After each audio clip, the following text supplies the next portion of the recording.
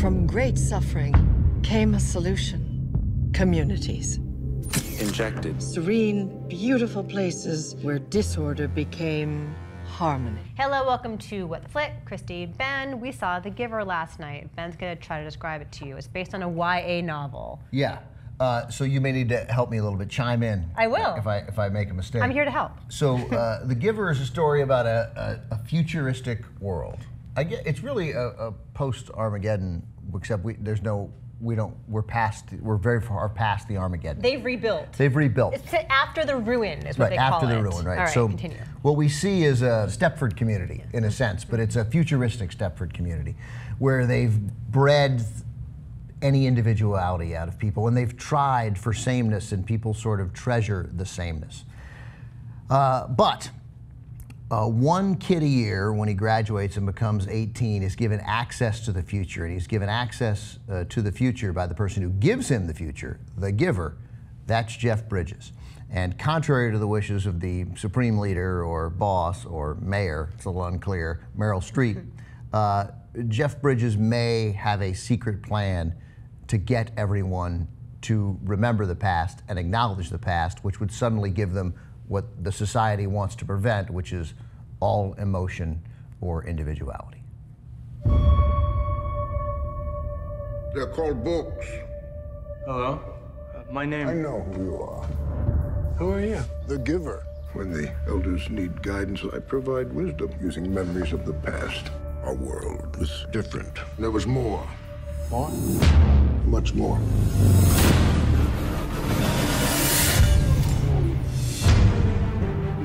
Right. You'll see them all in time, all colors, all differences. Our people chose to do away with emotions. Those morning injections take them away. When people have the freedom to choose, they choose wrong. Tomorrow morning, skip your injection. I've been doing it for months. Bring up Jonas's activity. He's inquisitive. You should know better than anyone.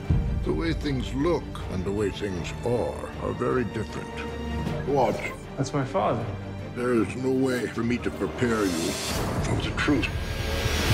So it's super derivative, right? Like all these YA novels, if you look at The Hunger Games, if you look at Divergent, I mean, they're all in like a post-apocalyptic future where one very special teenager will upend the sameness of it all. Yes, but give them credit for it is derivative, but this was not the kind of post-apocalyptic world we're used to seeing. They created a whole new look for it. It's very slick. So yeah, I mean, it's got a lot of stuff in it. It's got Pleasantville in it. It's totally Orwellian in the first place, but then it's got some Logan's Run in it.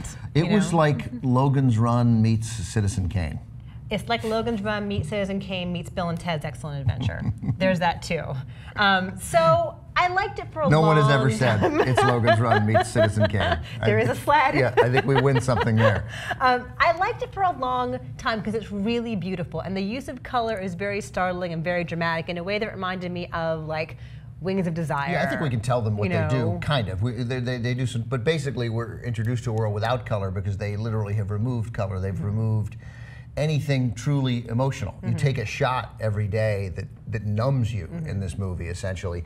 But they're not robotic. They're still friends. They still laugh. There's still little hints of individuality. One of the friends involved in it is the funny one. You know. But there's a structure to the way they talk to each other. Yeah, there's a structure about the way they talk to each other. And the issue is, can the special people start to see color, and what do they do with that? Yeah, I liked it for a while, and then I'm not going to give it away what happens, but it goes totally off the rails in the third act. It does, and a little, I think even a little before the third act. I'm thinking that when he leaves, I'm not going to say where he goes, but when he leaves, yeah, it definitely goes off the rails there. But there were yeah. issues prior to that.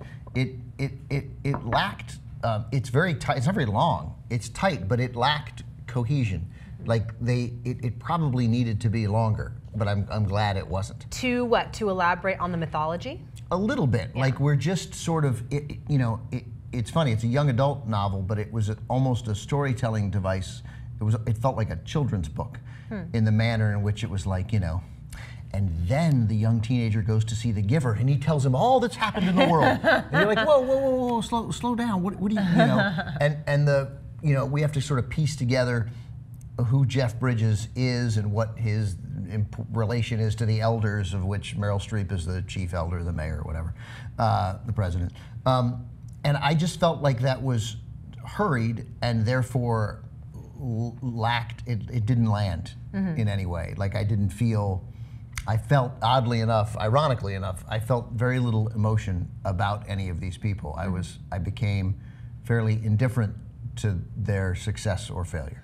Right. I didn't feel any emotion for the people, but I was engaged on an aesthetic level. Yeah, I know. And It's brisk and it moves well and it's beautifully shot. It was a children's book, but it was a pretty good children's. It was really, yeah. It was a very and it wasn't. And there's the teenager. Do we know who plays the teenager? Brenton Thwaites. So Brenton Thwaites is the teenager, and he's okay. Everybody's fine in it. Jonas is his name. Yeah, everybody's fine.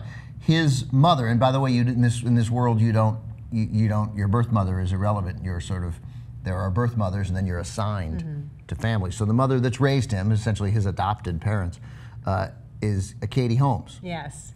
And because of this sort of, there is a cult-like quality to the way people respond to authority, and having Katie Holmes as the mother and very loyal to the cult, perhaps as opposed to her family, is a great bit of casting. Right. And so she has like 5 or 6 moments in the movie where I'm like, oh, it's Katie Holmes. Right. She's like, precision of language, please. Or the elders, precision of language. elders always have our best interest at heart. And they clap. They clap different. They clap like this. They clap this. on their leg. They clap. Yeah, it's just. It's creepy. Yeah. And it seems very knowing on her part. And they all wear white. They're like the guilty remnants in the Leftovers. And they all wear white, and they all.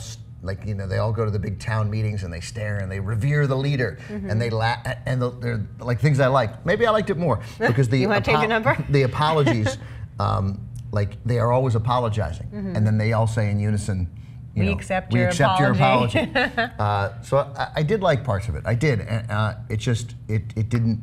It ultimately doesn't land. It ultimately, in the end, partly because of the failure in the third act, leaves you feeling kind of unsatisfied. Yeah, I think that the presence of people like Jeff Bridges and like Meryl Streep, it provides some substance and some heft to this, which you would not have ordinarily, because Meryl Streep can just show up and be great and make surprising choices in lines that might seem kind of cheesy or creepy or whatever, and there's always an element of, okay, what's going to happen now? She brings suspense to it. She literally can't help herself. Like she can't help. She can't help be good. Like even no matter what it is, and he's good too. At first, his sort of gruff, what was the movie he won an Oscar for? Crazy Heart. Crazy Heart. Yeah. Like his combination of Lebowski and Crazy Heart. There is a dude in this for sure. Definitely. But then it grows on you, and then all of a sudden you're like, no, this is a good cast. And he's the guy. He's the guy who wanted to get this made for a long time. Jeff Bridges did? He's been pushing this for 15 years. I heard this morning. Now I totally did not realize when we were watching this that that's Taylor Swift. I didn't know until this second. I didn't know that at all. I'm a dumbass. I did not realize this until this morning. Well, I mean, I didn't realize it until now, so if you're a dumbass. There you go. What the hell? What are am I you doing here? I spaced it. I knew she was in it, but I'm like, wait, who's Taylor Swift? And I went back and looked it up because she's wearing a dark wig and no makeup, and she's sitting at a piano. So there you go. And we see her in sort of holograph form. Right, hologram Taylor Swift, which is redundant. Holograph. Okay, so. Holograph preceded the hologram, I think, What is your number then? I remember back when people communicated with the holograph. Right. Those were the old days. She is a microfiche, Taylor Swift. I gave it a 5.5. Okay.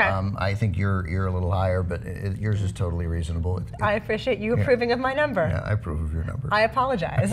I accept your apology. Thank you very much. I give it a 6. So our average is 5.8. It's at 33%. It was like in the mid-50 range on Rotten Tomatoes, and it's dropping. Yeah, it's not very satisfying in the end. But that said, it's okay, and it's got Jeff Bridges and Meryl Streep, and everybody's fine in it. It lacks a delivery below.